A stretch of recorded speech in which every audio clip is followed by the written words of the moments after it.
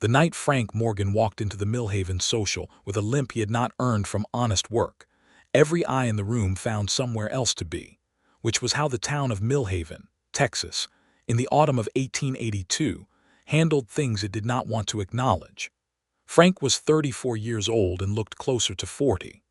There was a scar that ran from his left jaw to the corner of his mouth, a souvenir from a cattle drive gone wrong out near the Pecos River 3 years prior. His left leg had been broken in 2 places when a horse spooked and rolled on him, and the county doctor, a man who knew more about whiskey than he did about bones, had said it badly. Frank walked with a drag now, a slow pull of that leg that made a particular sound on wooden floors, a sound that arrived before he did in quiet rooms. He wore a coat that had seen better decades, boots that were resoled twice over, and a hat with a crease in the brim from where it had been stepped on during the wreck.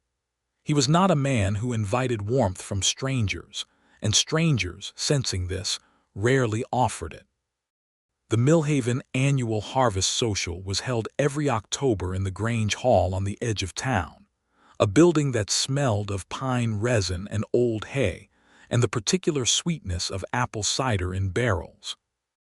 Paper lanterns had been strung from the rafters by the Reverend's wife and her committee of volunteers, and someone had brought a fiddle player all the way from Abilene, because the usual man, old Pete Darnell, had finally died in September after a long argument with his lungs. The hall was warm with bodies and good cheer, and the dancing had already begun in earnest by the time Frank pushed through the double doors and stood blinking in the lamplight. He had not intended to come.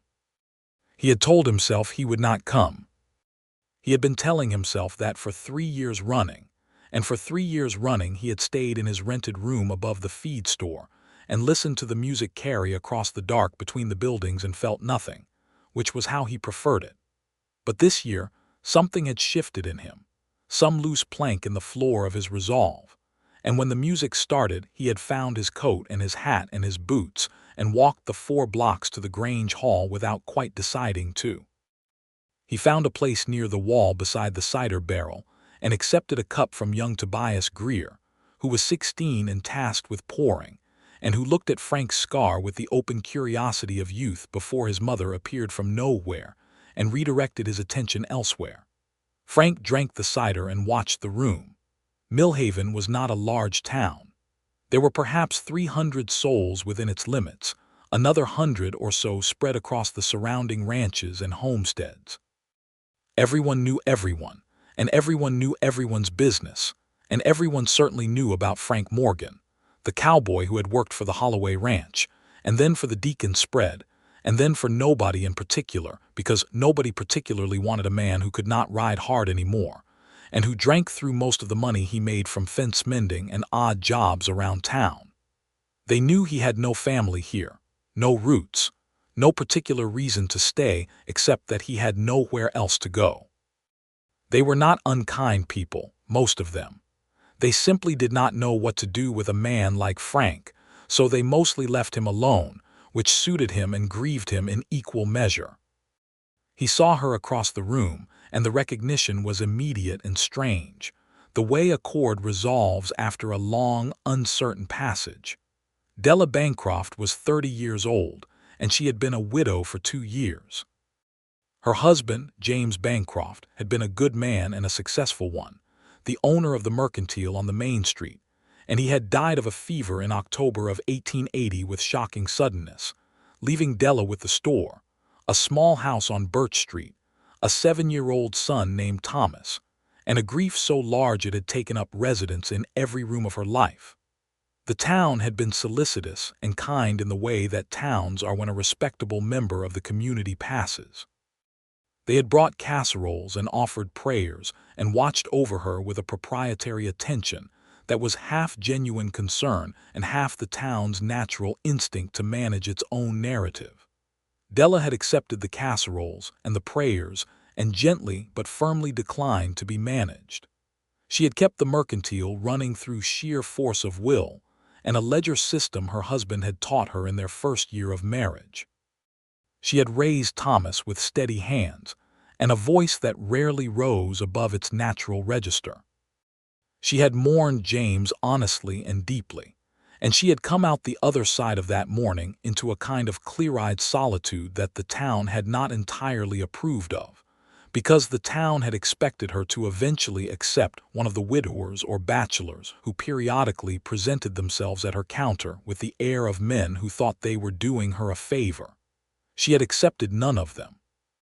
She was wearing a dress the color of deep blue water, the best dress she owned, and her dark hair was pinned up in a way that left a few strands loose around her face. She was talking to Ruth Calloway, the banker's wife, with an expression of polite attention that Frank recognized, from considerable distance, as the face of a person who is listening dutifully but thinking about something else entirely. She had a cup of cider in one hand and the other hand rested at her side, and there was a quality to the way she stood, a kind of careful containment, as though she was present but also holding something back, that made Frank feel unexpectedly seen, as though she were holding something back the same way he was. He did not approach her. He had no intention of approaching her. He knew who Della Bancroft was the way everyone in Millhaven knew who she was, which is to say he knew the outline of her story, her respectability, her composure, her loss. He knew she was the sort of woman who had a place in this town's order of things, and he knew that he decidedly did not, and those two facts were sufficient reason to keep him exactly where he was, which was beside the cider barrel, alone. The fiddle player from Abilene was a young man named Cal who played with extraordinary confidence and considerable skill, and the music he made had a quality that got under the ribs and moved things around. The dancing couples carved their patterns across the floor, and the children chased each other between adult legs, and the older folks who did not dance sat in chairs along the wall and watched with expressions of benevolent approval. It was a good social.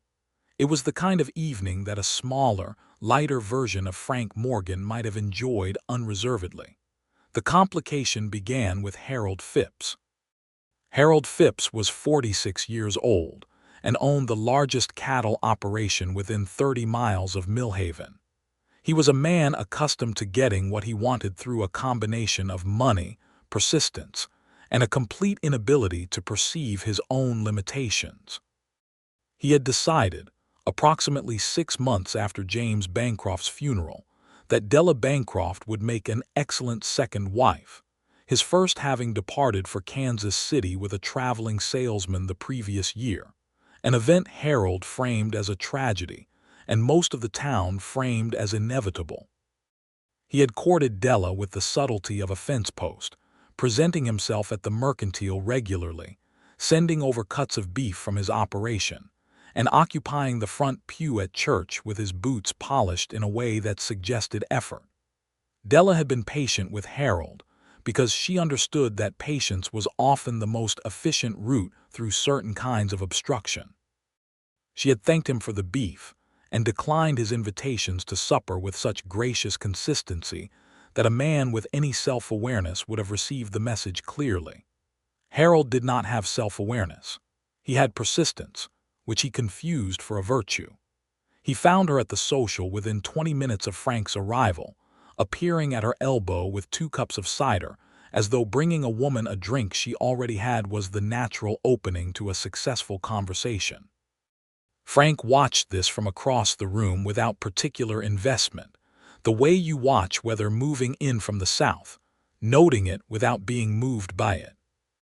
What he noticed was the slight tightening around Della's eyes when Harold arrived, the barely perceptible shift of her posture, the way her chin lifted a fraction, not in welcome but in preparation.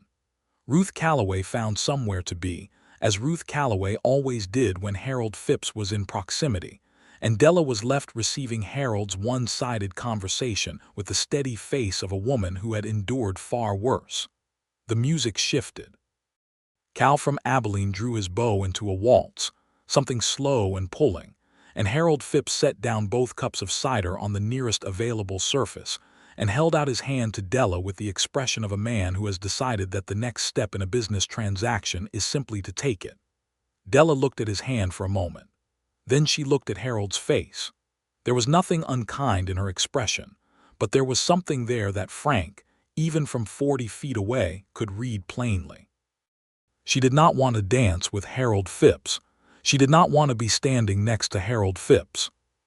She did not want to participate in the story Harold Phipps was telling about the two of them, a story in which he was the solution to a problem she had never asked to have solved. And yet the room was full of eyes, and declining Harold Phipps's hand in public at the Millhaven Harvest Social was a social event in itself, the kind of thing that would be discussed at breakfast tables for a week. Della was weighing this. Frank could see her weighing it. He was moving before he had made a conscious decision to move. It was a remarkable thing, the moment of decision that isn't a decision, the moment when the body commits and the mind simply follows. Frank had not planned to cross the Grange hall floor. He had not planned to speak to Della Bancroft. He had not planned to do anything except stand by the cider barrel and endure the music. But he was crossing the floor now, his left leg dragging its particular rhythm against the boards, and people were noticing. And the conversations around him were dipping into brief pauses as he passed, and he kept his eyes on Della and told himself firmly that this was a terrible idea and kept walking. He stopped beside her, close enough that Harold Phipps looked up with the expression of a man who has just noticed a weather vane has changed direction unexpectedly. Frank took off his hat.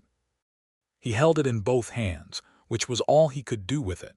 He looked at Della Bancroft and felt the full weight of what he was doing, which was extraordinary and strange, and probably the most foolish thing he had done since he rode into a lightning storm on the Pecos to prove something to nobody in particular. "Mrs. Bancroft," he said. His voice was low and rough from too many winters and not enough conversation. "I wonder if you might do me the honor of this dance." The silence that fell over the immediate vicinity of the conversation was the kind that a person can almost feel on their skin. Harold Phipps went from surprise to affronted with impressive speed. Ruth Calloway, who had fled but had not gone far, turned back to look with the expression of a woman who has just realized she is witnessing something that will be spoken of for years. Della looked at Frank Morgan. She had never had a direct conversation with him. She had seen him in town, known his general story through the town's usual channels of information, registered him as she registered other features of Millhaven's landscape. A broken-down cowboy, a man on the margins. Someone the town felt vaguely sorry for and vaguely uncomfortable about. She looked at him now, really looked, and Frank endured the inspection without looking away, which was harder than it might sound because Della Bancroft's attention, when she gave it fully, was the kind that made you feel that every incomplete and dishonest thing about yourself was quietly being noted. Then something shifted in her eyes. The careful containment he had noticed from across the room changed its character, became something warmer, something almost amused, and she said, "Yes, Mr. Morgan. I believe I would like that very much." The room did not know where to look. Harold Phipps's face cycled through several colors before settling on the deep reddish purple that preceded his more memorable public declarations of displeasure. He opened his mouth, then closed it again, because whatever he might have said would have to be said in front of everyone, and even Harold understood that a man who makes a scene over a woman choosing another dance partner loses something he cannot get back. Della set her cider cup down on the barrel beside Frank's. She placed her hand in his and Frank held it with a care that surprised him, the kind of care that arises not from calculation, but from the simple, vertiginous awareness that you are holding something that matters. They moved to the edge of the dance floor, and Cal from Abilene, who had paused between songs with the violinist's instinct for drama, picked up the waltz again, and Frank Morgan put one hand at Della Bancroft's waist and took her right hand in his left, and they began to dance. He was not a graceful dancer. His leg made grace impossible. He moved in a pattern that accommodated the drag, a careful three-step that minimized his weakness without apologizing for it. And Della followed him with a naturalness that undid something in his chest, because she did not compensate or overcompensate or pretend the limitation wasn't there. She simply moved with him into the available space of what he could do, and it felt less like dancing and more like a conversation in a language Frank had forgotten he knew. "You didn't have to do that," she said quietly, so only he could hear. "I know," Frank said. "Harold is going to be unpleasant about it." He seemed unpleasant already. She made a small sound that was not quite a laugh, and Frank felt it like a lamp turned up in a dark room. He was being very persistent about the dance. "I noticed." She looked up at him then, and they were close enough that Frank could see that her eyes were dark brown, almost black in the lantern light. "Did you come here tonight with the intention of rescuing women from unwanted dance partners?" "No," Frank said honestly. "I came here with the intention of standing by the cider barrel until it was acceptable to leave." This time she did laugh, brief and soft, and the people nearest to them turned their heads and then turned them away, because whatever was happening between Della Bancroft and Frank Morgan on the edge of the Millhaven Grange Hall dance floor was private in a way that dancing at a public social is not usually private. "Why did you come over, then?" she asked. Frank thought about it. He thought about the honest answer, which was that he had watched her face and read what was in it and moved without deciding to move, which sounded either romantic or alarming depending on your perspective. "You looked like you needed a different option," he said finally, "and I needed a reason to cross the room." She considered this. "And did you get one?" "Yes," he said. "I believe I did." They finished the dance. The music wound down, and the couples around them dissolved back into the general population of the room, and Frank and Della stood for a moment in the space they had occupied, not quite returning to the separate distances from which they'd come. Harold Phipps had gone to stand with the men from his operation, three broad-shouldered hands who were consuming whiskey from a flask in the corner, and listening to Harold with expressions of practiced agreement. Frank was aware of this in the peripheral way that a man who has spent time on the margins of other men's tempers learns to be aware of threats. He did not allow it to change his posture. "Thank you for the dance, Mr. Morgan," Della said. She had not released his hand immediately when the music stopped, which he had noticed with the careful attention of a man who notices small things and assigns them great weight. "Thank you for accepting," he said. "Mrs. Bancroft." He thought she might move away. He thought this was the natural conclusion of the thing, a moment of unexpected grace folded neatly into an otherwise unremarkable evening. He thought he would go back to the cider barrel and she would go back to Ruth Calloway and the social would proceed, and he would leave when it was acceptable to leave and nothing fundamental would change. Instead, she said, "I see you most mornings at the Mercantile. You come in for tobacco at 7 o'clock, very nearly to the minute." He was surprised. He had not thought she noticed him particularly, not in any way beyond the general. "I didn't realize I was so regular." "You are very regular," she said, and there was something careful and deliberate in the way she said it, as though she were testing the weight of a statement before committing to it fully. "I've noticed that you always look at the books in the west corner, but you never buy one." Frank felt heat move up the back of his neck. "The tobacco is what I need. And the books are what I want," he said, without quite meaning to. She met his eyes and held them. "I have a set of Dickens that belonged to my husband, Mr. Morgan. He read 2 of the volumes and left the rest. They are sitting on the shelf in the store taking up space that 3 cans of peaches could occupy, and I have been wondering what to do with them for some time." Frank understood that this was an offer of something, but he was not entirely certain what. "I couldn't take your books." "I didn't say I was giving them to you," she said. "I said they were taking up space. Perhaps you would like to borrow the first volume and see if it suits you, and return it when you are finished. It would give me a reason to know what became of them." He looked at her for a long moment. "That would be agreeable," he said. "Come by Monday morning," she said. "After 7, so Thomas is at school and I can actually put my hands on the right shelf without interruption." "Monday," he agreed. She nodded once, a small decisive motion that contained more warmth than most people's full smiles. And then she did go back to Ruth Calloway, and Frank did go back to the cider barrel, and the social proceeded around them, and Harold Phipps glowered from his corner, and Cal from Abilene played until 11 o'clock, and the paper lanterns glowed overhead, and the night was warm for October. Frank stood by the cider barrel and felt something he had not felt in a very long time, possibly years, possibly longer. It was not happiness exactly. It was more like the moment before happiness, the moment when the ground under your feet shifts slightly, and you realize you are standing on something different than what you thought. He left when it was acceptable to leave. He walked back through the dark 4 blocks to the feed store and climbed the stairs to his room and sat on the edge of his bed without lighting the lamp, and he thought about a woman in a blue dress who had said yes. Monday morning arrived with a frost that sugared the boardwalks and made the horses blow steam in their stalls, and Frank was outside the Mercantile at 7:15, which was later than his usual 7 o'clock on account of standing in front of the cracked mirror above his washstand for considerably longer than was practical, a fact that would have embarrassed him if there had been anyone to notice it. The Mercantile occupied the center of Main Street, a solid building with broad front windows that displayed seasonal goods, and a hand-painted sign that still read Bancroft's general merchandise in James Bancroft's own lettering, which Della had declined to change.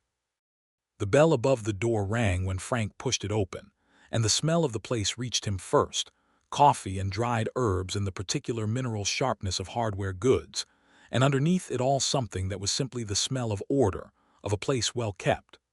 Della was behind the counter, writing in her ledger with the careful attention she gave everything.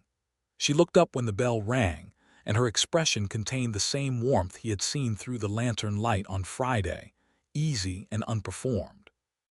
"Mr. Morgan," she said, "right on time." "I'm 15 minutes late," he said. "I know," she said. "Right on time for you. You've never come in at exactly 7. You always come in between 7:10 and 7:20. I said after 7, which you have achieved admirably." He stood for a moment with that, the fact of her knowing this about him, the fact of her having paid that close attention to his small daily patterns. He was not sure what to do with it, so he said, "You have a very good memory for merchants' details." "I have a good memory for people," she said, which was different, and they both understood it was different. She set down her pen and came around the counter. "The Dickens are at the back. Come along." He followed her through the store, past the dry goods and the canned goods and the tools hanging from the ceiling on hooks, to the rear shelves where a mix of practical books, almanacs, primers, and a few works of literature occupied the higher shelves. She reached up for a volume and handed it down to him without ceremony. He took it and looked at it. The binding was good dark leather, slightly worn at the spine, and inside the front cover was a bookplate with James Bancroft's name in neat copperplate. He thought about saying something about that and decided against it. "Have you read Dickens?" she asked. "I read David Copperfield once," he said, "long time ago, on a trail drive. I read it in pieces over 3 weeks while the other men played cards." She looked pleased by this. "That is how I read most of the good books, in pieces between other things." They stood in the back of the Mercantile with the smell of the store around them, and the Monday morning quiet on the street outside, and the October light coming thin and gold through the front windows, and Frank became aware that this was a different kind of standing near a person than the dancing had been. The dancing had the music and the occasion to contain it. This was just 2 people in the back of a store, and it was both simpler and more complicated. "How is Thomas?" asked, because it was a natural thing to ask. Her face did what faces do when the subject of a beloved child is introduced, opened and brightened. "He is very well. He's decided he wants to be a doctor when he grows up, which changes every 3rd week, but this one has lasted longer than usual. He is extremely interested in how the body works and has been conducting experiments on beetles." Frank felt the corner of his mouth pull up. Beetles. In a jar, with different conditions. He's writing down observations. It is remarkably systematic for a 9-year-old. He sounds like a serious child. "He is," she said. "He was serious even before he had reason to be." She said this without drama simply, and Frank heard everything in it. "I'm sorry about your husband," Frank said. It was the first time he'd said it directly, and he meant it in the uncomplicated way, not the town's way of saying it, which was always freighted with the follow-up implication that she should be getting on with things. She looked at him steadily. "Thank you, Mr. Morgan. I'm sorry to hear about your injury. I know it has made things difficult for you." This was also said without drama or pity. She said it the way she said everything, directly, as though the truth was easier to handle than people generally believed. "It has made things different," Frank said. "Difficult and different are not always the same thing." "No," she agreed. "They are not." He tucked the book under his arm and reached for his tobacco from the front pocket of his coat, the one he had come in for, and they walked back to the front counter, and she recorded the sale in her ledger with her neat hand, and he paid, and they stood for a moment in the ordinary conclusion of a business transaction that was not entirely a business transaction. "I'll have it back to you in a few weeks," he said about the book. "Take your time," she said, "but I will ask you what you thought of it when you return it. I like to know how books land on different people." "I can do that," he said. He went out. The bell rang above the door. He stood on the frost-silvered boardwalk outside the Mercantile with a book under his arm and a paper of tobacco in his coat pocket, and the morning was cold and bright, and felt like the beginning of something he had not expected to be beginning. Harold Phipps appeared at the Mercantile the following Wednesday. Frank was not there to witness it, but he heard about it from Tobias Greer, who was the feed store owner's son, and who Frank had come to realize was a remarkably reliable source of information on the grounds that Tobias paid close attention to everything, and had not yet learned to keep it to himself.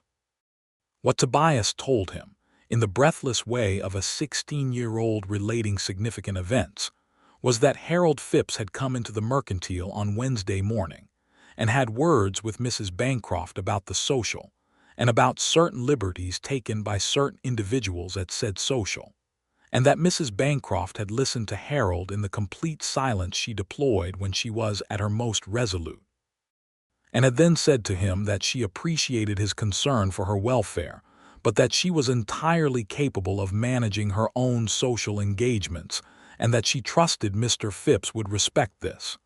Harold had left the store. He had not purchased anything. Frank listened to this and felt several things simultaneously. He felt something warm and sharp that he did not immediately name. He felt a familiar wariness that came from years of understanding what men like Harold were capable of when they felt thwarted. And he felt a complicated respect for a woman who could be that clean and that firm without raising her voice. He went to return a book he had borrowed from old Reverend Coates the following Thursday, which took him past the Mercantile at mid-morning, and Della was outside sweeping the boardwalk with the practiced efficiency she brought to everything, and she looked up when she saw him and said, "Good morning, Mr. Morgan." "Did you start the Dickens?" "Last night," he said, "the first 4 chapters, and, better than I remembered," he said, "the voice of it, the way he tells it." She leaned on the broom and looked at him with the particular expression she had when she was genuinely interested in what someone was going to say next, which Frank was beginning to understand was not an expression she wore for everyone. "Which part of it, the humor or the pathos?" "Both," he said. "But mainly the way he makes you feel like the person telling the story is someone you know. Like you're not reading a book, you're listening to a friend." Della was quiet for a moment. Then she said, "My husband used to say that about Dickens. He said reading him was like sitting down with someone who actually understood what ordinary life felt like." Frank held this quietly. He was right. She looked down at her broom and then back up at him. "Would you like to come to supper on Friday, Mr. Morgan? Thomas has been asking to meet you, since I made the mistake of mentioning the book arrangement, and he has decided that anyone who reads Dickens while on a cattle drive must be worth knowing." Frank was so thoroughly unprepared for this that he stood in silence for a full 3 seconds, which was long enough for Della to read his expression and add, without any self-consciousness at all, "It's only supper. I make a very good pot roast, and Thomas will talk about beetles and you can tell him about cattle drives, and it will be a perfectly ordinary evening." "Nothing about this feels ordinary," Frank said, before he could stop himself. She looked at him with something that was almost mischief. "No," she said, "I don't suppose it does, but the pot roast is ordinary and that's a good start. Friday, he said. He spent the better part of Thursday evening trying to remember whether he owned a shirt that was in acceptable condition for supper at the home of a respectable widow and her 9-year-old scientist son. He owned 3 shirts. One was beyond recovery. One was serviceable. One was good, a blue chambray that he'd bought in San Angelo 2 years ago and rarely worn because there had not been occasions for good shirts. He aired the blue shirt out the window and pressed it as best he could with the flat iron from the common room of the feed store, and arrived at the small house on Birch Street at 6 o'clock on Friday with the shirt buttoned to the throat and the Dickens volume in his hand, even though he had not finished it. The house on Birch Street was modest and well-ordered, with a kitchen garden along the south side that had been put to bed for winter, and a porch with a swing that needed new rope. A lamp was burning in the front window, and the smell of pot roast reached him from the front step. Thomas opened the door before Frank knocked on it, which meant he had been watching from the window, and Frank looked down at a boy who was small for his age and had his mother's dark eyes and a general quality of alertness that reminded Frank of certain horses he had liked. Thomas regarded Frank with the systematic assessment of a person conducting an experiment. "You're Frank Morgan," Thomas said. "I am," Frank said. "Mother says you read Dickens on a cattle drive." "I did." Thomas considered this. "Which cattle drive? How far? How many cattle? What breed?" "Thomas," Della's voice came from the kitchen, carrying the warmth of a woman who finds her child's directness more endearing than anything. "Let the man inside before you interrogate him." Thomas stepped back with the slightly affronted expression of someone who does not see the problem with interrogating people before letting them inside, and Frank came in. The house was small and warm, and had the particular character of a home lived in well, books on the shelves, a drawing Thomas had done pinned near the window, a photograph of James Bancroft on the mantelpiece that Frank acknowledged with a glance and a private nod. Della came out of the kitchen with an apron over her dress and her hair coming loose from its pins in the particular way that happened when a person had been working hard and warm all afternoon, and she looked like the kind of person a house belongs to completely and naturally, and Frank felt something shift in him again, the way it had at the social and at the mercantile, that settling of weight onto different ground. "Thank you for coming," she said, and meant it in the way that people mean things when they are genuinely glad rather than merely polite. Supper was the pot roast she had promised and potatoes and corn bread, and Thomas talked nearly without stopping about the Beatles and about his teacher at the schoolhouse, a Miss Pratt from Ohio who Thomas found exasperating, and about a book on human anatomy that the Reverend had accidentally included in the church library, and which Thomas had discovered, and which Della was gently trying to retrieve before it caused complications. Frank ate and listened and answered Thomas's questions about cattle drives with the patience of a man who did not find a child's curiosity inconvenient, but rather, he was surprised to find, genuinely enjoyable. He told Thomas about the drives to Abilene, about the different breeds and their temperaments, about the way a herd moved across the land like a slow river. Thomas listened with the same quality of complete attention his mother had, writing nothing down but clearly filing everything away. After the meal, Della settled Thomas with his schoolwork at the kitchen table and Frank helped clear the dishes, which Della accepted without protest and without making it remarkable, the way she accepted most things that were offered sincerely. They stood at the kitchen counter and he dried the dishes she washed, and outside the November dark had come down, and the night was very quiet. "He's a good boy," Frank said. "He is the best thing I've ever done," she said, simply scrubbing a pot. "He looks like James, which is both a comfort and sometimes very hard, but he thinks like himself. He is entirely his own person, which I think is what James would have wanted." What did James want for him? She was quiet for a moment, considering. He wanted Thomas to know that the world was bigger than Millhaven, Not that Millhaven was insufficient, but that there were other possibilities. James grew up thinking the world was one size and it turned out to be much larger, and he thought that knowledge was important. "And you?" Frank asked. "What do you want for him?" She handed him a plate and looked at him sidelong. "I want him to be kind," she said. "I've noticed that very intelligent people sometimes use their intelligence to excuse unkindness. I don't want that for him. I want him to be smart and kind both, which is harder but better." Frank dried the plate and thought about this. "You're describing yourself," he said. She looked at him quickly. He held her look and did not walk it back, because it was true and he meant it. And after a moment she looked away and he could see the particular expression of a person receiving something sincere that they are not quite sure what to do with. "You're very direct, Mr. Morgan," she said. "Frank," he said. It was the first time he had offered it. She was quiet for a moment. "Frank," she said, testing it. "You are very direct, Frank." "I've found that indirect takes too long and rarely gets you where you're going," he said. "Life is shorter than it appears to be." She turned to look at him fully then, away from the dishes, in the lamplight of her kitchen, and something passed between them that was not quite spoken and not quite unspoken, something that had weight and warmth and the quality of a thing that has been building from a distance and is now very close. "Della," she said quietly, "if we're exchanging names." "Della," he said, and it felt like the first time he had said anything in a long while that was exactly right. The weeks that followed were, for Frank Morgan, the strangest and best weeks he could remember.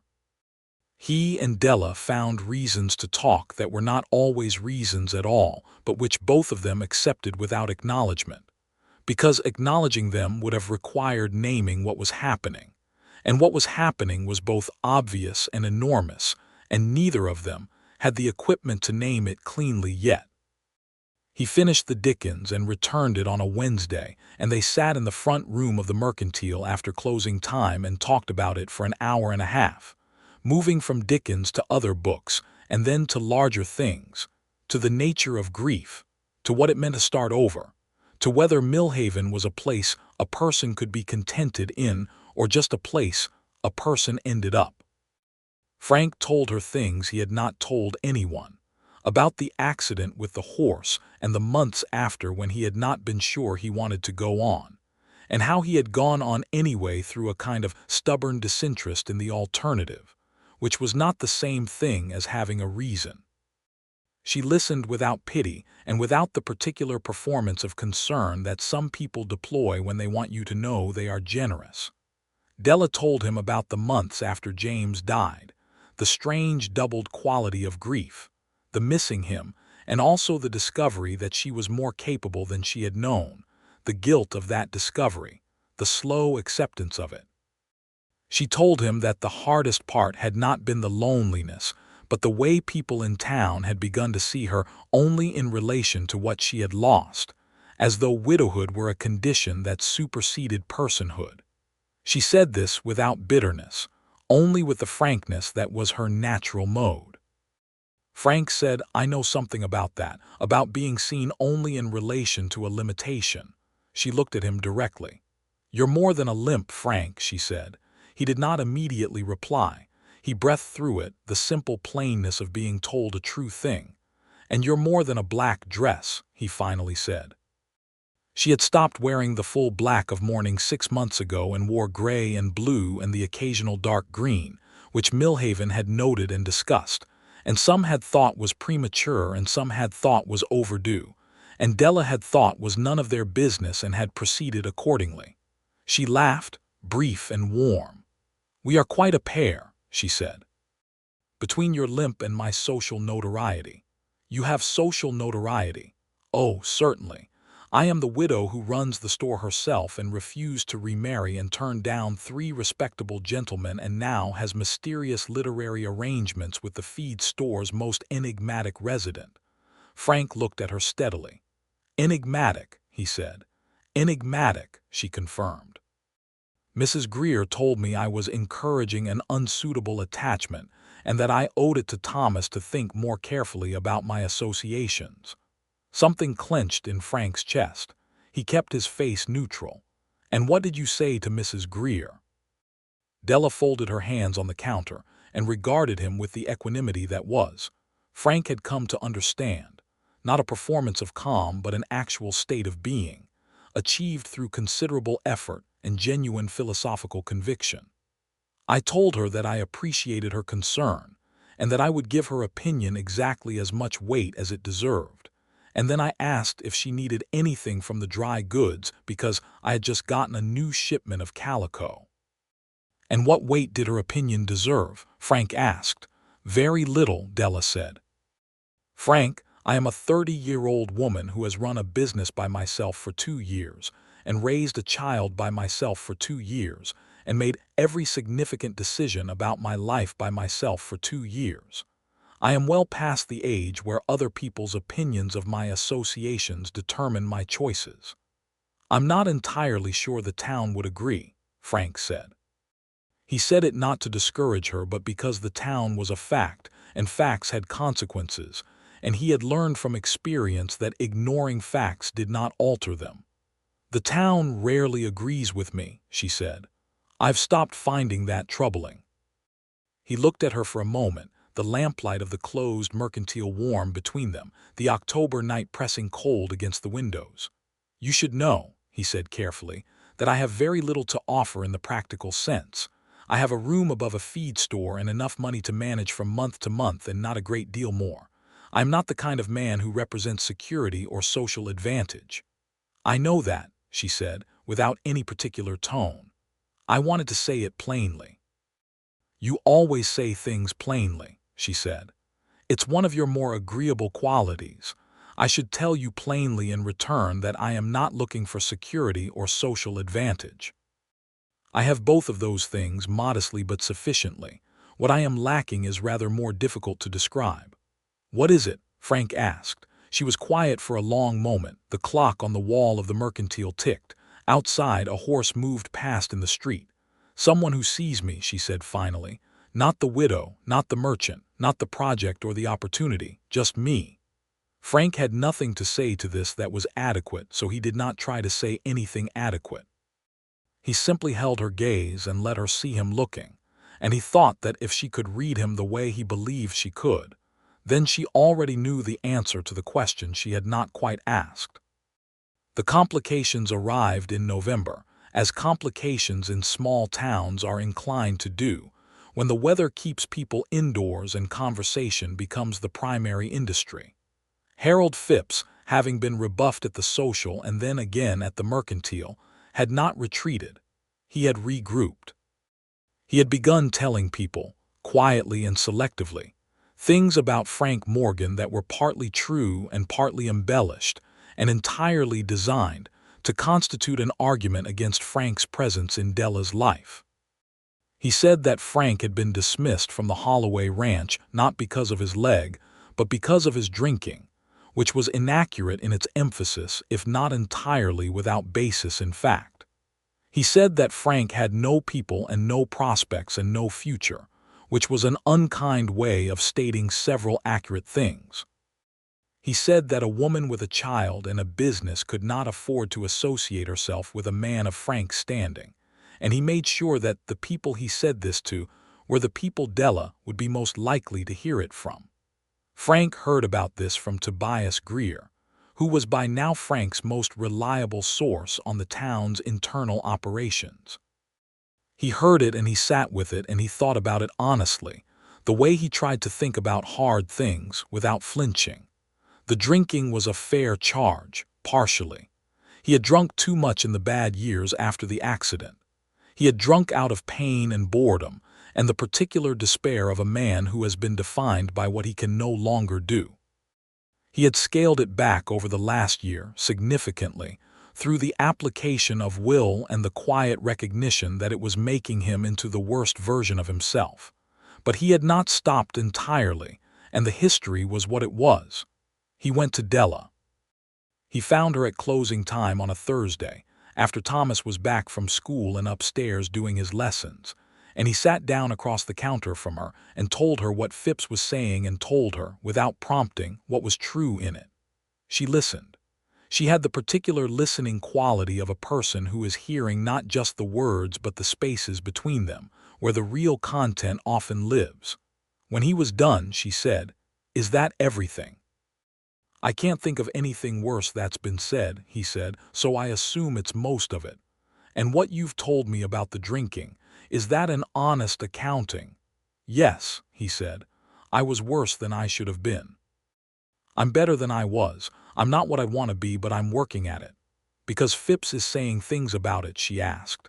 "No," he said, "because it's the right thing to do. Phipps saying things about it is a separate matter." She looked at him for a long, steady moment. "Are you telling me this because you think it changes something between us, or because you think I deserve to know it?" "The second," he said. "You deserve to know everything relevant about me if you're going to make any clear decision about my company. I don't want you to have incomplete information." She put both her hands flat on the counter and looked at them. Then she looked up. "I appreciate that enormously, Frank.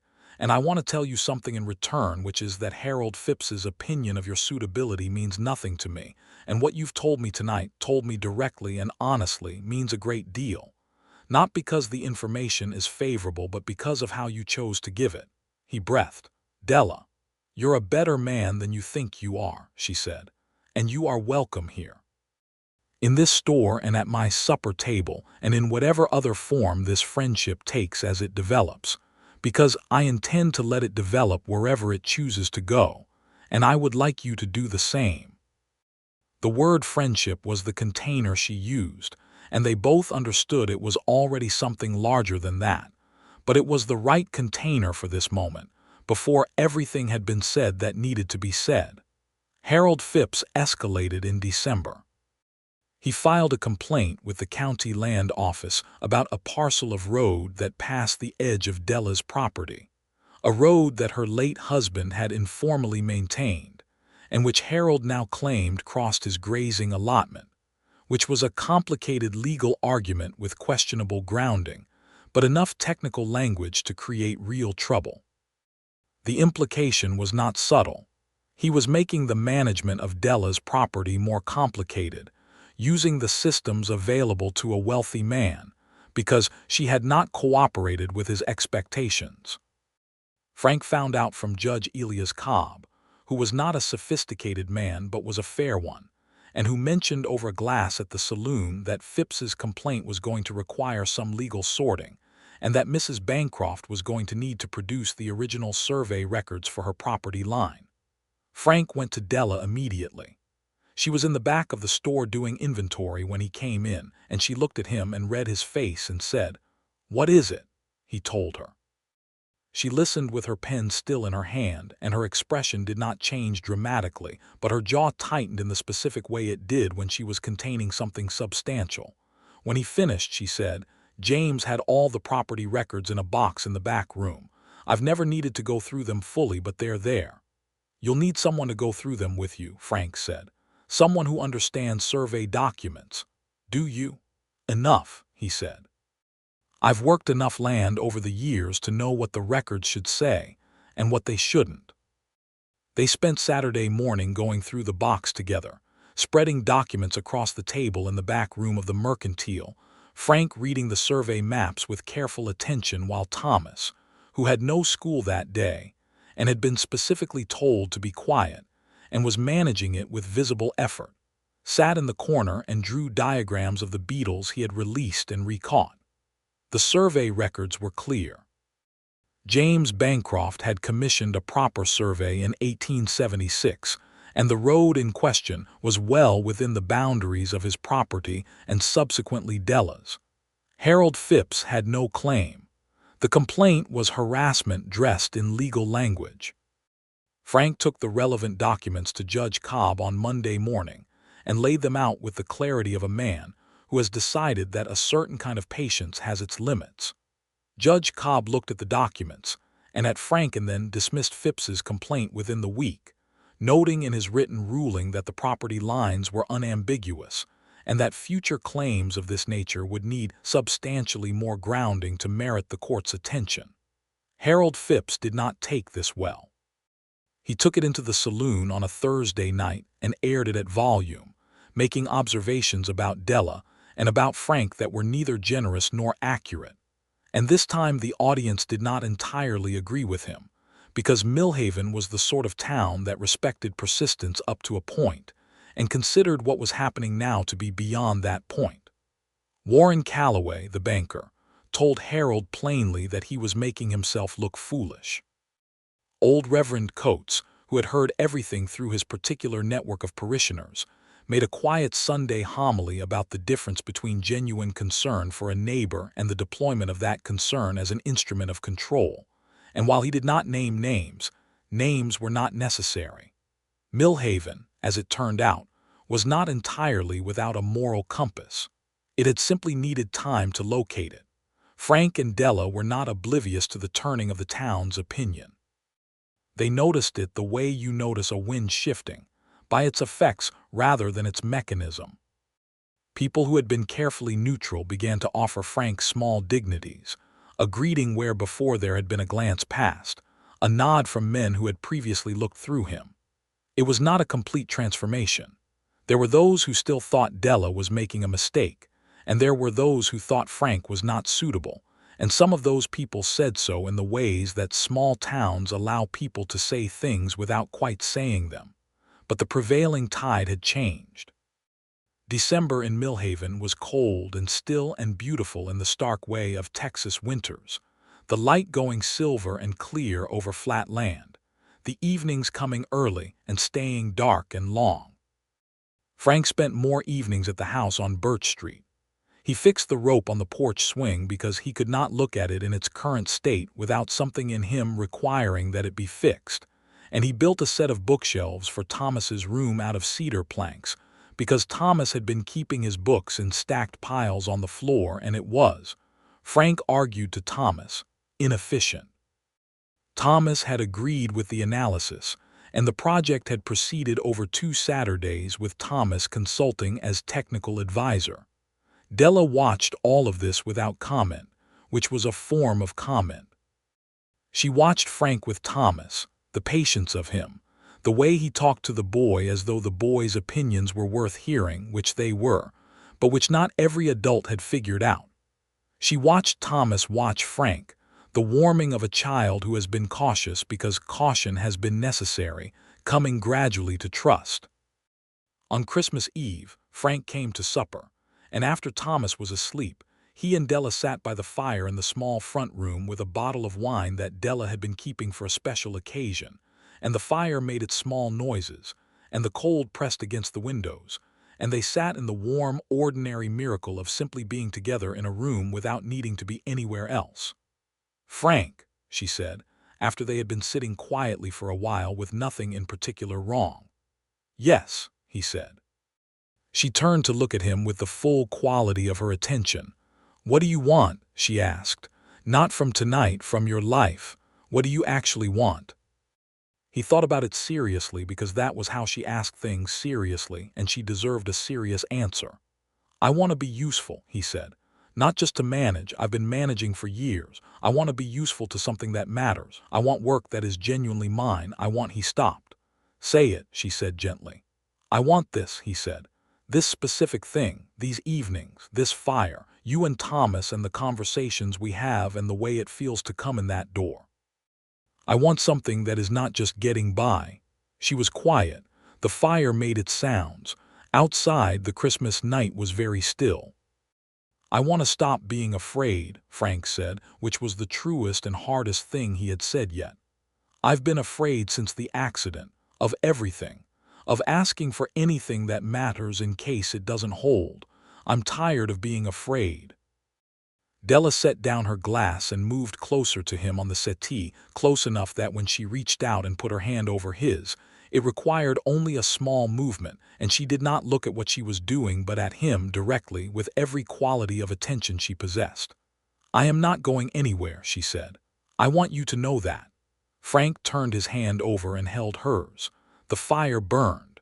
The night was still. Thomas slept upstairs with his beetle diagrams and his anatomy book and his plans to be a doctor. James Bancroft's photograph was on the mantelpiece, and it had its place there and always would, and Frank understood that love is not arithmetic, that it does not reduce by addition, that a room can hold more than one true thing. "Della," he said. "Yes," she said. "I love you," he said. "I want to say it plainly so there is no ambiguity." She looked at him for a long moment, this woman who had built her life on the foundation of her own capability, and had not been looking for anything, and had looked up one day at a harvest social, and said yes to a man the town did not know where to look at, and had been following that yes ever since to see where it went. "I love you," she said. "There is no ambiguity." He kissed her the way you kiss someone you have been thinking about kissing for 2 months and have been too careful to do it until the moment was clean and honest and fully real, which it now was. January brought the new year and the cold, and a practical conversation about what came next. Frank Morgan had been doing odd jobs and fence mending for $12 a month, roughly, which was enough for his room and his food and not much else. Della's mercantile generated a solid, modest income. The house on Birch Street was paid for. They were not in want between them, but they were not comfortable, and Frank had strong feelings about not simply attaching himself to what Della had built, about coming into her life as a partner rather than a passenger. The question of what Frank could do that was worth doing and sustainable with his leg was one he had been turning over for a long time. Riding hard was beyond him. Trail work was beyond him. But the years of working ranches had given him knowledge of horses and cattle that was deep and specific, the accumulated understanding of a man who had spent his adult life learning what other men charged good money to know. Warren Calloway, who had thawed considerably toward Frank since the Phipps affair, mentioned in passing at the bank in January that there was a small piece of land available 2 miles outside of Millhaven, formerly the Watkins homestead, 20 acres with a house that needed work and a decent barn and access to a creek. The price was within the range of what Della could lend from the mercantile accounts if she chose to, not a gift but a loan, a proper financial arrangement. Frank and Della sat at her kitchen table one February evening with the papers and the numbers, and worked through it with the practical, clear-eyed approach they brought to everything that mattered. "I can lend you the purchase price," Della said. "It comes back to me in installments once you're generating income. No interest between us but a proper written arrangement." "I need to be paying it back within a year," Frank said. "Within 2 years," she said. "Be realistic." 1.5 years, he said. She looked at him over the papers. "You are extremely stubborn." "You knew that," he said. "I did," she agreed. "I find it one of your most useful qualities. 1.5 years. The plan was for Frank to run a small horse breaking and training operation on the Watkins place. He was good with horses in the particular way that came from years of work and a genuine connection with the animals. And there was consistent demand in the region for well-broke horses, particularly among the new homesteaders coming west from Missouri and Kansas, who needed working animals that would not kill them. He moved onto the Watkins place in March and spent the first month making the house habitable, which it barely was, replacing boards and rechinkling the walls and fixing the roof with the help of Tobias Greer, who was 17 and strong and excited to be involved in anything. The barn needed less work, which was fortunate, because the barn was where the actual business would happen. He brought in his first horse in April, a difficult bay stallion that a rancher out of Coleman County had been unable to handle and was prepared to sell cheap. Frank worked the horse every day for 3 weeks with the kind of patient repetition that requires absolute consistency and no impatience and absolutely no fear, which was the hardest part for a man who was still learning not to be afraid. The horse came around. By the end of the month, a 14-year-old boy could walk him out of the barn on a rope, which was the clearest possible demonstration of what Frank's work was worth. Word got around. In the West, competence is its own advertisement. Della came out to the Watkins place on Sundays after church, bringing Thomas, who was now 9 and extremely opinionated about the horses, and who had decided that studying animal anatomy was the natural extension of his beetle experiments, and who had begun pestering Frank with extremely specific questions about equine physiology that Frank could answer about half of and that Frank suspected the other half of would need to come from an actual book. They found a veterinary manual at the Mercantile Practical Veterinary Medicine, published in 1877 in Cincinnati, and Frank bought it for Thomas because the expression on the boy's face when he held it was the expression of someone holding something they had been waiting for without knowing it. Della watched Frank with Thomas on those Sundays, the teaching quality of him, the way he showed the boy how to approach a horse, how to read its body, how to earn its trust rather than demand it. She thought, on more than one occasion, that Thomas was learning something beyond horses. He was learning a way of moving through the world that valued patience over force and attention over assumption, and he was learning it from a man who had come to those lessons through considerable difficulty, and had not turned bitter in the process, which was the more remarkable achievement. On an April Sunday, after the three of them had spent an afternoon working with a new mare that Frank had brought in the week before, they sat on the fence of the paddock watching the sun go down, and Thomas fell asleep leaning against Frank's arm with the abrupt, complete unconsciousness of a tired child, and Frank sat very still so as not to disturb him, and Della watched this from where she sat on the other side of the sleeping child. And her chest was so full of something she did not have an adequate name for that it was physical, an ache and a warmth together.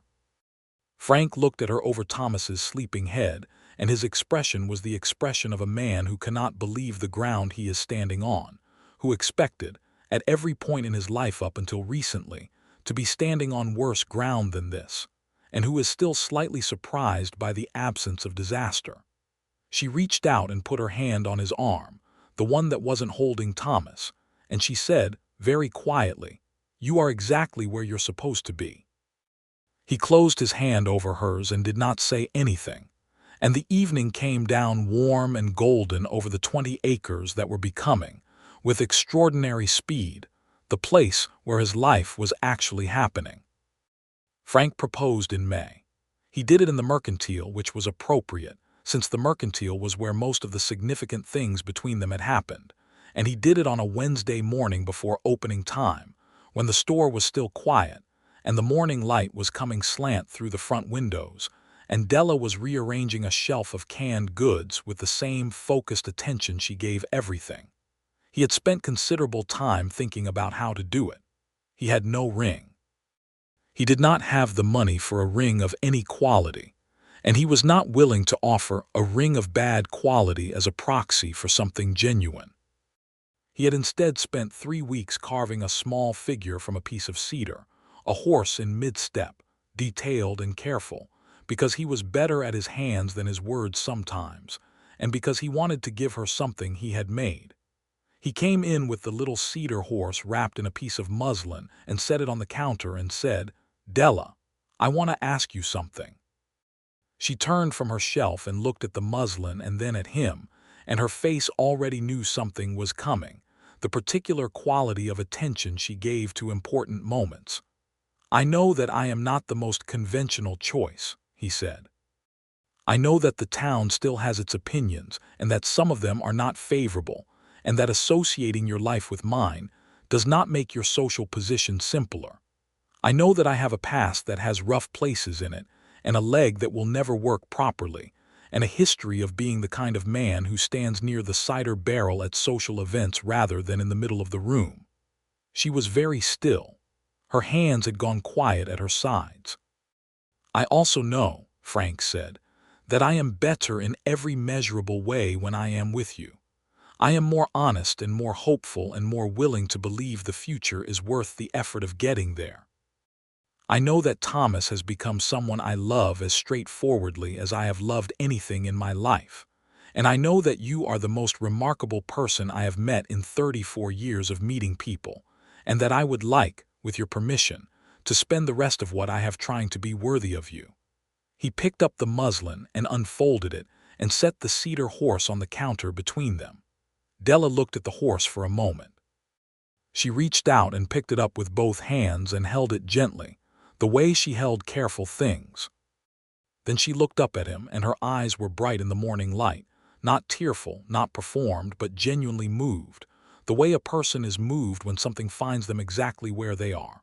"Frank," she said, "you have been worthy of me since the night you crossed a crowded room with a dragging leg and no plan and asked me to dance, and I think, given the evidence available, that we have been heading here since that exact moment."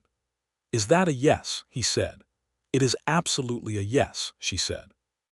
He came around the counter and she met him there, and they held each other in the morning light of the Mercantile on Bancroft Street, among the canned goods and the calico and the books in the west corner, and outside Millhaven was waking up to another ordinary day that was also, for two people in it, entirely extraordinary. Thomas's reaction to the news was a mixture of scientific approval and intense practical interest. He asked Frank a sequence of questions about the logistics of the arrangement. Would they live at the Watkins place or on Birch Street? Would Frank's horse business continue? What would happen to his room above the feed store? And could he, Thomas, have a horse of his own at some point? Frank answered the questions in order, honestly and with the seriousness they deserved, and Thomas received the answers, processed them, and announced that the arrangement seemed sound and that he was, additionally, glad. "He's glad," Frank told Della later, in a tone that contained something he usually kept tucked well away. "He's very glad," Della said. "That is enormous for Thomas. He told me last week that you were a person of quality. He said it exactly like that. A person of quality. He's been reading more formal prose lately." Frank laughed, a real laugh, the kind that comes from somewhere deep and unguarded. "He's going to be remarkable," he said. "He already is," she said. They were married in June of 1883 in Reverend Coates's church on a morning of spectacular blue sky and warm wind from the south. It was a simple ceremony.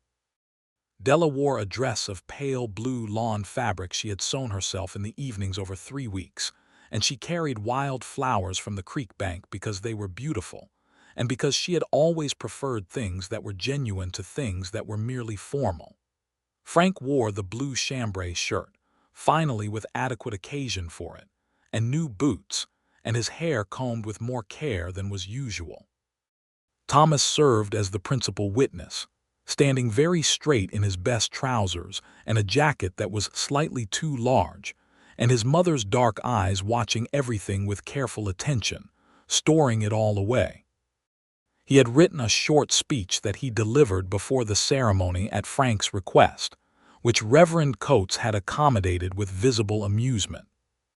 The speech was 3 paragraphs long and addressed Frank's character in factual terms, and concluded with the statement that he, Thomas, endorsed this arrangement on the grounds that Frank Morgan was a person of quality who understood horses and Dickens, and did not talk down to children, which he, Thomas, considered the 3 primary indicators of sound judgment. There was not a full church. A full church was not what either of them wanted. But the people who were there were the right people, the Calloway family, the Reverend and his wife, Tobias Greer, old Pete Darnell's wife, who had no particular reason to be there, except that she had liked James Bancroft and thought Della deserved good things, and a handful of others who had been consistent in their genuine regard. Harold Phipps was not present. He had departed Millhaven in March, somewhat suddenly, following the collapse of a financial arrangement with a cattle buyer from Amarillo that had gone badly in ways that suggested Harold's business dealings were as poorly grounded as his romantic ones. The town had absorbed his departure with the equanimity it reserved for the inevitable. After the ceremony, they had dinner at the Bancroft house on Birch Street, the last time it would be the Bancroft house before becoming the Morgan house. And that evening, after Thomas was asleep, Della and Frank sat on the porch swing with its new rope, and watched the stars come out over Millhaven and talked about nothing in particular and everything in general, with the ease of 2 people who have found the place where their words don't need to be careful anymore. They made the decision together, over the course of many practical conversations, to keep the house on Birch Street as the family home and maintain the Watkins place for the horse business, which Frank would run from the barn and paddocks while staying within riding distance of the house. It was a good arrangement. It was the kind of arrangement that made sense to two people who had each spent time figuring out how to manage their lives by themselves, and were now figuring out how to manage them together, which required different skills and also the same skill, paying attention to what was actually needed rather than what was expected. The horse operation grew. By the end of 1883, Frank had a small but solid reputation in 3 counties for producing well-broke working horses. He had 2 men working for him part-time, one of whom was Tobias Greer, who had discovered that he was good with horses and who Frank had taken on at 17, and who was developing, under Frank's attention, into a genuinely skilled horseman. Della ran the mercantile through 1883 and made a decision in the early months of 1884 that the operation had outgrown its current form. She hired a full-time clerk, a young woman named Rose Atkins, who had arrived in Millhaven from Missouri with her family and who was quick with figures and had the kind of steady temperament that a retail business needs. Rose gave Della time to do what she was quietly best at, which was managing the buying and selling, the relationships with suppliers, the financial planning. The business grew. The loan to Frank for the Watkins property was paid back, in full, 1.5 years after it was made, exactly as he had promised. Thomas turned 10 in the summer of 1883 and 11 in the summer of 1884, and grew steadily in the direction of the person he was clearly going to be, serious and curious and kind, that combination his mother had wanted for him.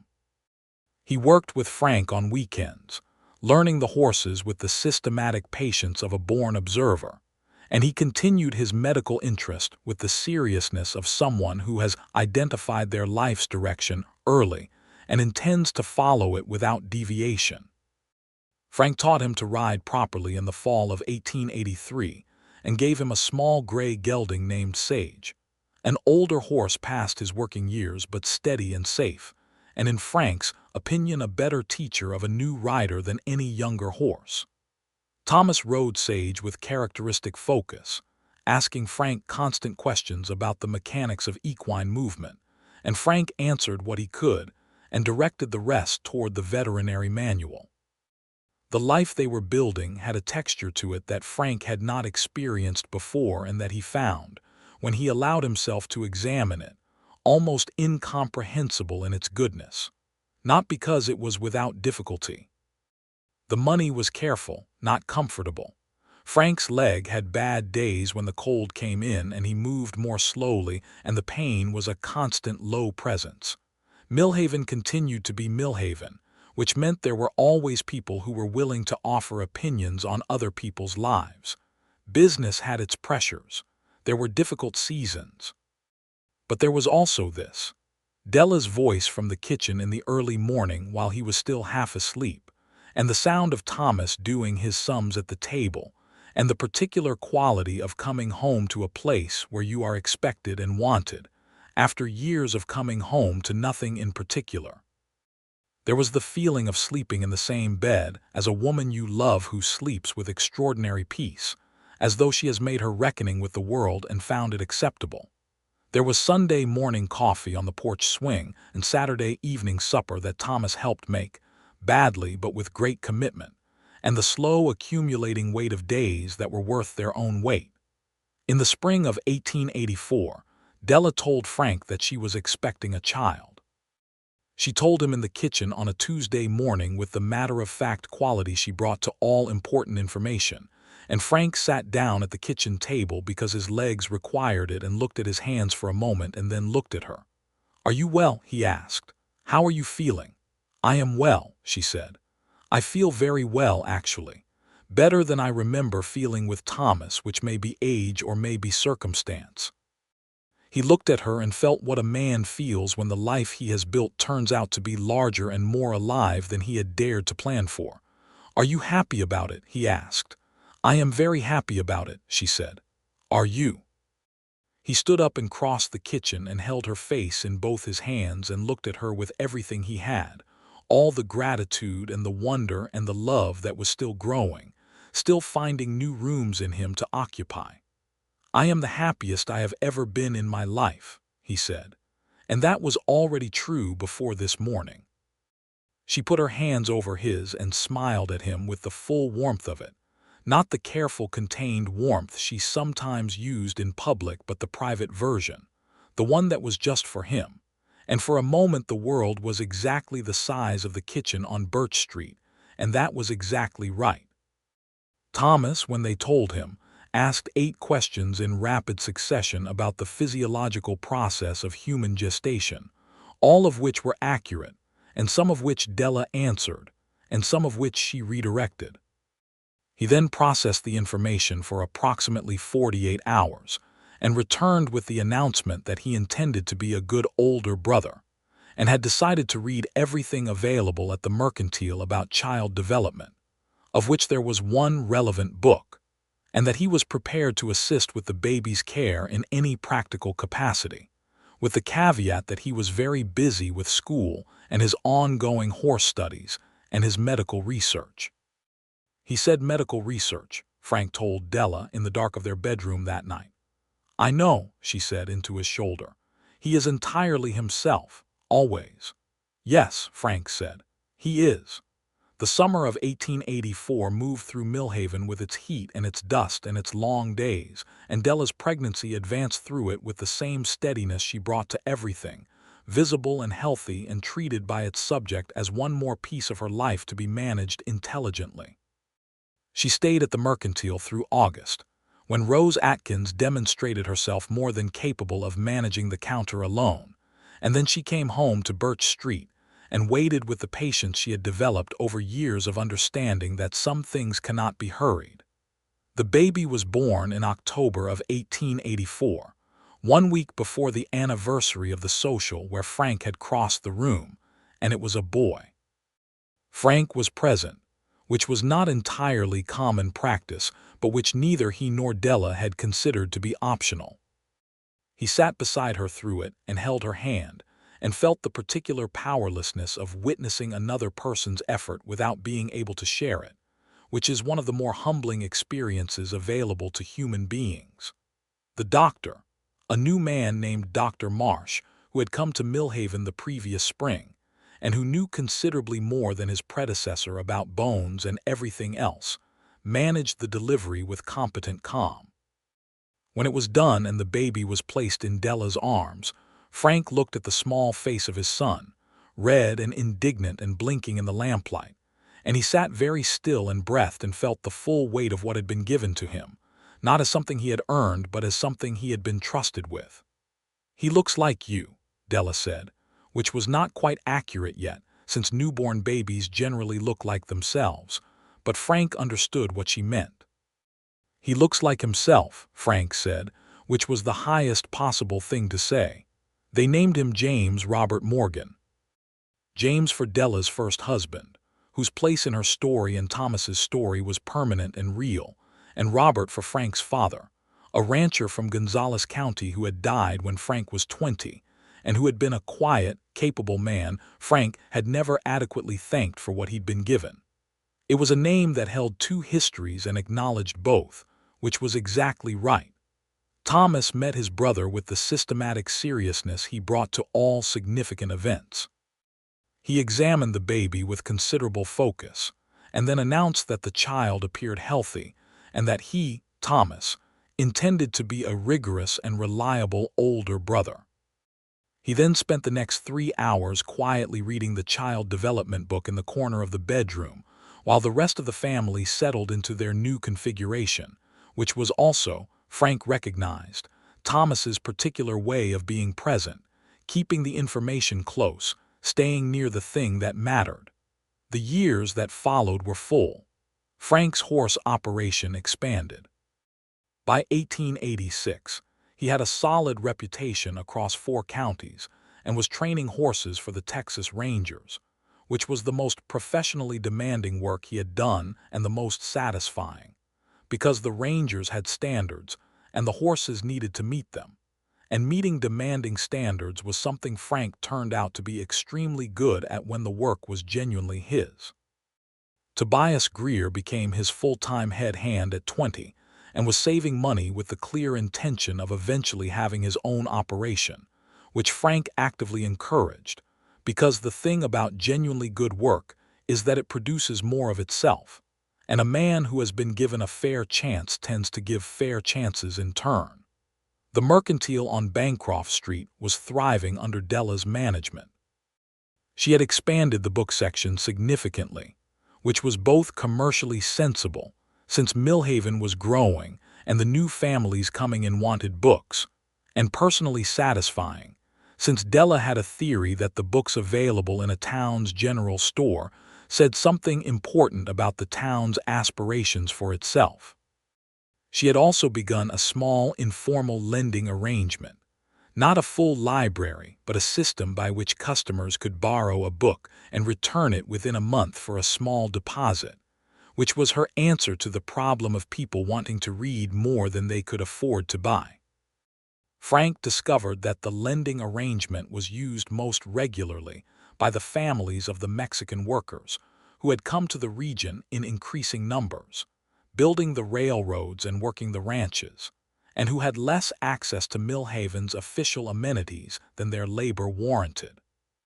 Della had made a point of stocking Spanish-language books and primers alongside the English-language texts, and she said to Frank, without any fanfare, that it was simply good business to serve all the people who came through the door, and that additionally it was the right thing to do, and those two things being true together made the decision very easy. Frank, who had spent enough time on the margins of other people's arrangements to understand what exclusion looked like from the outside, thought about this, and about the broader shape of what was fair, and what wasn't in the world he and Della and their children were living in, and he appreciated what she was doing in her quiet, practical way, which was the way she did most of the important things. Thomas reached 15 in 1888 and was already clearly destined for medical school. He had exhausted the educational resources of Millhaven and was corresponding with a professor at the University of Texas, in Austin, who had responded to Thomas's letter of inquiry with what Thomas described as encouragement, and Frank recognized, having read the letter, as genuine intellectual excitement at encountering a student of Thomas's quality. Frank and Della talked about this in the evenings with the mix of pride and practical planning that was the currency of their conversations, working through the finances of sending Thomas to Austin for university when the time came, which was still 3 years away, but which required planning to be feasible. "The mercantile can cover most of it," Della said. "The horse business will cover the rest," Frank said. "Between the two we'll manage." "You don't have to do that," she said.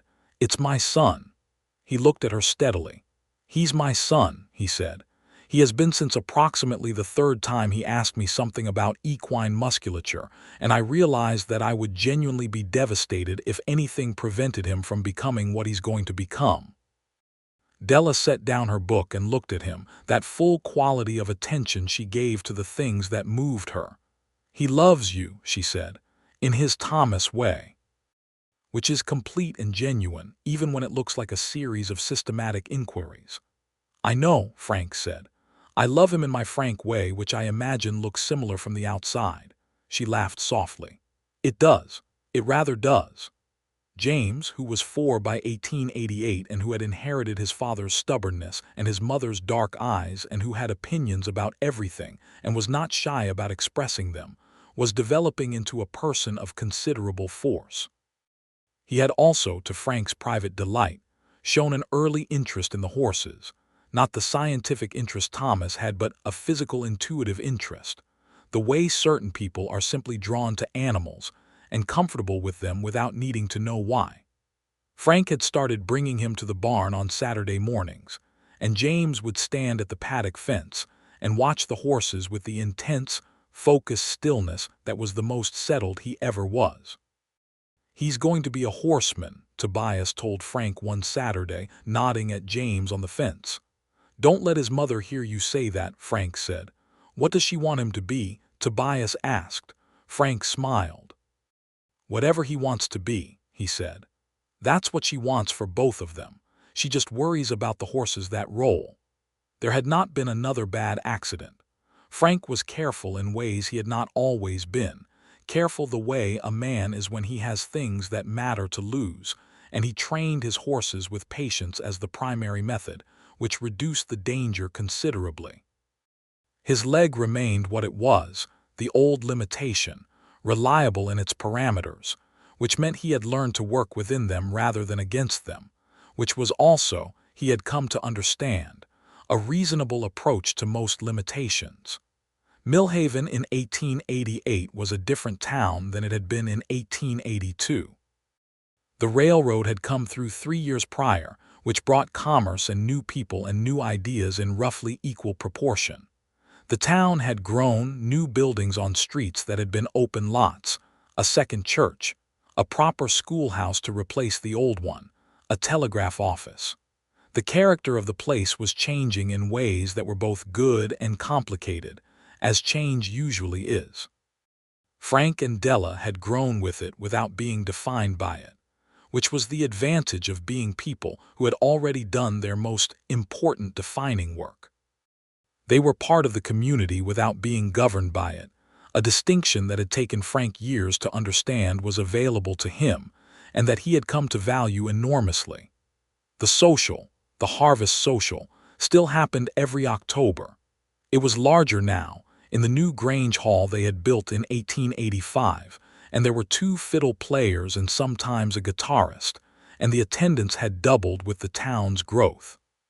Frank and Della went every year, and every year they danced, and the dancing was better than it had been that first night, not because Frank's leg had improved, but because they had learned each other completely, the particular way she moved, the particular way he accommodated the drag, the language between them that required no interpretation. In 1888, on the night of the harvest social, they danced the first waltz the way they had danced the first waltz 6 years before, in the same room with its paper lanterns and its smell of pine and cider and good cheer.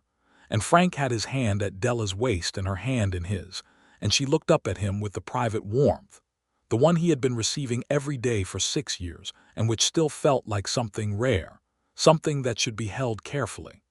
"Are you happy?" She asked him, because she asked him this sometimes, not from doubt but from the genuine ongoing interest of a person who loves someone and wants to know how they are. "Yes," he said, "profoundly. Even though the town still occasionally wonders what I was thinking," she said, which was a reference to a recent comment from Mrs. Bauer, the new schoolteacher's wife, who had expressed to Ruth Calloway her opinion that Della Morgan had married somewhat beneath herself. "The town's opinion of my worthiness has never been my primary concern," Frank said. "Nor mine," she said. "Besides," he said, "I believe I have made something of myself in the end." She looked at him with the expression that was love in its full version, not the decorative kind but the deep, particular kind, the kind that has survived difficulty and ordinariness and the passage of years without losing its essential quality. "You made yourself into something remarkable a long time before I met you," she said. "I simply provided the circumstances in which it became visible." He shook his head. "You provided a great deal more than circumstances." "Yes," she said, "and so did you." Yes. They danced, and the music went on, and the lanterns glowed above them. And James, who was 4 and had been brought to his first social, was currently sleeping on a blanket in the corner under Ruth Calloway's watchful eye. And Thomas, who was 15 and already carrying himself with the quiet authority of the doctor he would certainly become, was standing near the cider barrel with 2 boys his own age, and talking with his hands in the emphatic way he used when the subject engaged him. Thomas caught his mother's eye across the room, and gave her the small nod that was his version of a large and complete smile. Everything was, Frank thought, turning and turning with Della in the lamplight, in the Grange hall on the edge of the town that had once not known where to look when he asked a widow to dance. Everything was exactly as it should be. Not perfect. Never perfect. Life at its best was not perfect. It was full and warm and peopled with the right people, and shot through with work that mattered and love that was genuine, and the willingness to go on even when going on was hard. He thought about the man he had been 6 years ago, standing by the cider barrel, dragging his leg across a crowded room toward a woman in a blue dress without quite deciding to move, following something that was not a plan but was better than a plan, the oldest and most reliable thing, the pull toward what matters. She had said yes, simply and completely, and the town had not known where to look. He had been looking ever since at the same thing, the same blue dress grown into a whole life, a whole world of blue dresses and morning coffee and book discussions and children's questions and winter fires and spring mornings on the porch, and what he looked back at him with everything it had. The music played on. Outside, the October night was dark and full of stars, the kind of stars that appear over flat Texas land when the sky is very clear and the air is cold enough to make the light sharp, the kind of stars that a man once prone to standing alone by cider barrels might look at and feel small beneath. But Frank Morgan did not feel small. He felt the exact right size, the size a person is when they are standing in the right place, with the right people, doing the right thing. The fiddle player drew his bow across the strings and the music lifted and the couples moved and the night went on, warm inside the hall and cold outside, and Della's hand was in his. James Robert Morgan woke briefly in his corner and looked around at the lit room and the moving people with the wide eyes of a 4-year-old encountering the world at its most festive. And then Ruth Calloway made a soft sound, and he closed his eyes again and went back to sleep, satisfied with what he had seen. Thomas, at the cider barrel, had moved from whatever subject had required his hands to something calmer, listening to his friends with his head slightly tilted, in the attentive posture Frank had noticed was his natural mode, the one that said he was taking in everything, and finding it interesting and filing it away in the immense careful library of himself. Frank and Della danced until the music stopped at 10 o'clock, and then they collected James, who was carried out sleeping in Frank's arms, and Thomas walked beside them through the cold, clear October night to the house on Birch Street, which had its lamp burning in the window the way it always did when they were expected home. They went inside. The house received them. Della took James and settled him in his bed while Frank waited in the kitchen and Thomas went upstairs to read, because Thomas always went upstairs to read before sleeping. Frank made a cup of coffee and stood at the kitchen window and looked out at the dark yard and the stars above the fence line. Della came into the kitchen quietly. She put her arms around him from behind, her face against his back, and he put his hands over hers. "Frank," she said. "Yes," he said.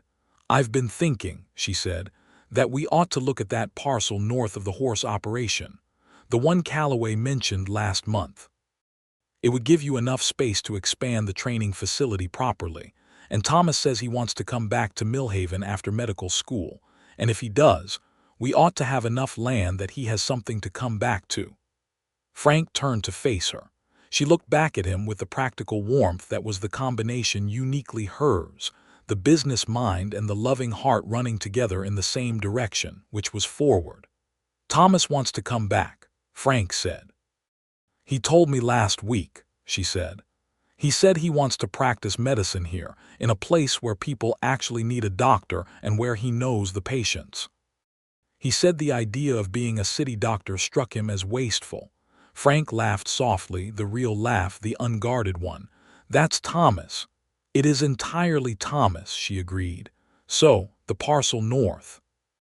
He looked at her, the woman who had said yes across a crowded room in October of 1882 and had not stopped saying yes since, to the difficult things and the good things and the ordinary things and the extraordinary ones, saying yes with the full, clear voice of a person who has decided that living forward is better than standing still. "The parcel north," he said. "Yes, let's look at it." She smiled at him, and it was the smile that was just for him, and the kitchen was warm, and the children were upstairs, and outside the Texas night was cold and starred and wide, and everything that mattered was inside this house on Birch Street, And Frank Morgan, who had once been a broken cowboy standing by a cider barrel waiting for something to end, was standing in the middle of his life, which was full and whole and very much ongoing, with no intention of stopping any time soon. He kissed his wife in the kitchen in the lamplight. She kissed him back, and that was exactly how it went.